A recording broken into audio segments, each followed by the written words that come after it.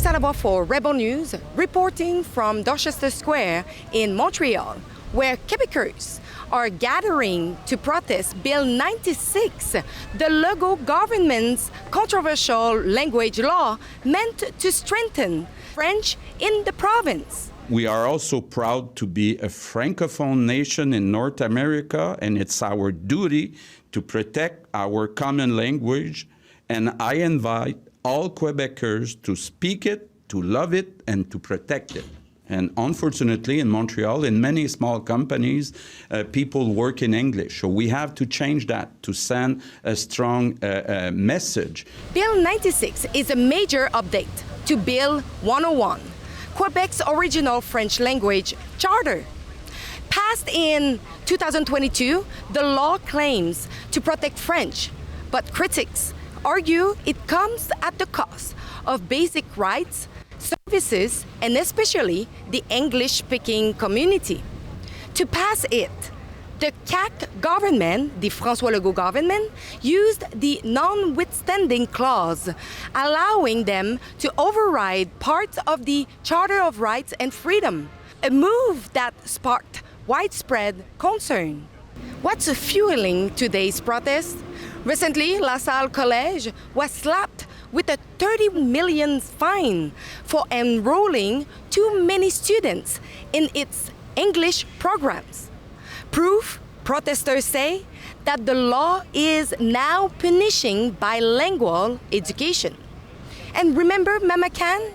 The restaurant forced to stop giving out free meals simply because the coupons were printed in English.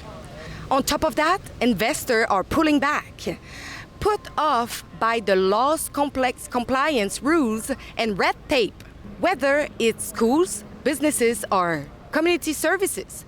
Many say Bill 96 is dividing Quebec more than it's helping. So the big question is it actually protecting French or just targeting those who don't speak it and prevent Quebecers from being bilingual? There is an elephant in the room that nobody wants to address, and it's mass immigration without proper integration.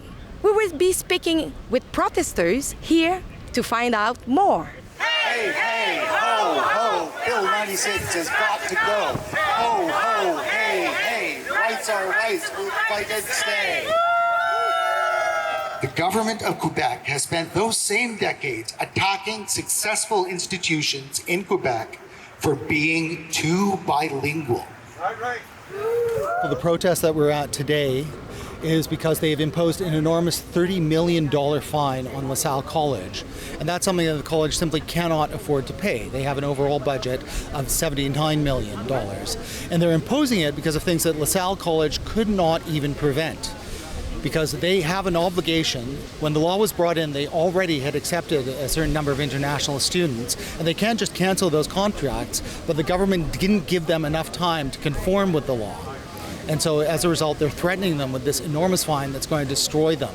And that's going to bring, if it goes through, it's going to bring an end to a very well-known, internationally respected school here in Montreal, and that doesn't benefit anyone.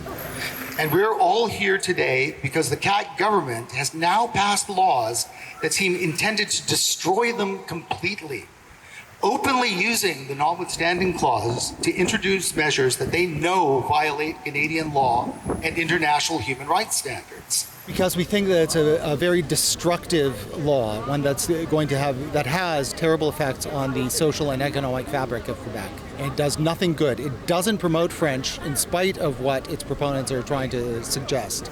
Just before Bill 96 was enacted, the OQLF itself recognized that French here has remained stable since at least 2007. And even if that weren't true, Bill 96 does nothing to promote French. It only punishes English. Bill 96 has been protested many times over the last few years. The court cases are still pending. The court against 96 and all the notwithstanding clause, it's all being contested. That takes years in court. But today it was initiated by the Quebec government fining LaSalle College $30 million for teaching too many English classes. I don't believe in a decline of French because I believe that the people are waking up. There are more more languages that's going around the world and so on, and c'est complètement stupide. I think that Bill 96 does not protect a language, but is more used to hurt a language. And I think that the Francophones should wake up too, because when this passed, the Bill 96, the CAQ used the pandemic to turn the people's attention away from them. And so if you ask Francophones today if they know about Bill 96, nobody knows about it. And there's nothing in there that protects language. I'm thinking the unfairness is that we lose our rights in sort of the English community and maybe even the Italian community. We all pay the same taxes, but we don't get back the same rights. For we all should have the equal representation by dollars paid. There should not be discrimination. For example, we believe that students should be able to select which cégep they want to go, and that cégep should be free to go to, and the cégep should be free to admit them. Think about our passport. On page 17, in very small writing, almost need a magnifying glass to see it. Here is what our passport says. Canada is free, and freedom is its nationality. And in another page, 2 pages later, very tiny handwriting, you have to ask yourself, how come these little quotes are so small? You need a magnifying glass to see them. And that tells you something about Canada too, that our freedom has been reduced so that we need a magnifying glass to see it. Well, I don't think Canadians in general are sufficiently aware of the evils and the pernicious effects of the notwithstanding clause. It doesn't get used in the rest of Canada very much, and if it gets used, it's for very technical reasons. Here in Quebec, it's used to deprive people of their fundamental rights. It's outrageous. It's pernicious. It's evil to take away people's rights using this law, which Canadians were promised when it was first introduced it would rarely be used. It would be such an unusual circumstance. It was used here in Quebec regularly, and it's used in a preemptive manner. Even before the law is even adopted, it's part of the law is the notwithstanding clause. What are the historical origins of the power of disallowance? They go back to the founding of this country 150 years ago and more. If you look at the Confederation debates, you will see certain Anglos in Quebec were not happy about the idea of creating Quebec because they said our rights are going to be subservient to majority Francos, and how can we trust them? We don't know if they will deal with these rights in a proper manner. And a Francophone member of Parliament got up and he said, we would never attack your fundamental rights. And if we did, he said, 150 years ago and more, if we did, you have the power of disallowance and it would be used to protect you. The inspectors from the language police can come into your office, take your phone, take your computers, examine them all. They don't need a warrant, they just seize them and see if you've been behaving yourself or not. That's outrageous. That's not how things should be done in a democratic society. All of these things are what the government wants. They want to reduce the size of the English-speaking community.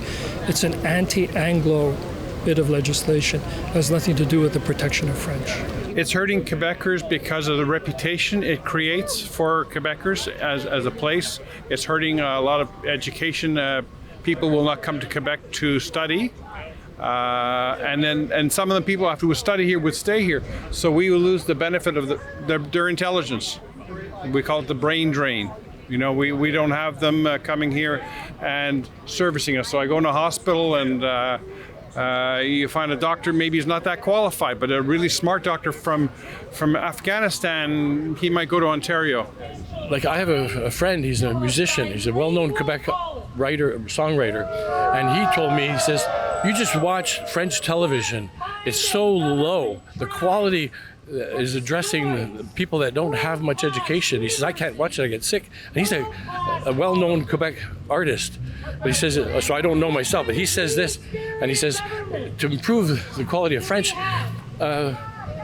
upgrade, don't deliver your shows to the lower, deliver it to the higher and bring people, elevate people, don't bring them down. He says, I can't watch French television because it's too low class. Why do you think that Mr. Legault decided to do a reform and to bring a harsher bill on the French language? Well, I think that he benefits from it politically. I think that our politicians are very happy when people are afraid of each other and when they feel that they're under threat. So when he says il faut qu'on protège la langue française, that resonates with a lot of people, because it's true that there is a history and there is a strong fear that French is under threat. But today, I don't think that's the case. The OQLF itself said that since 2007, French in Quebec has remained stable. So there's really no need to it. I think that's more for his political gain than to actually help anyone.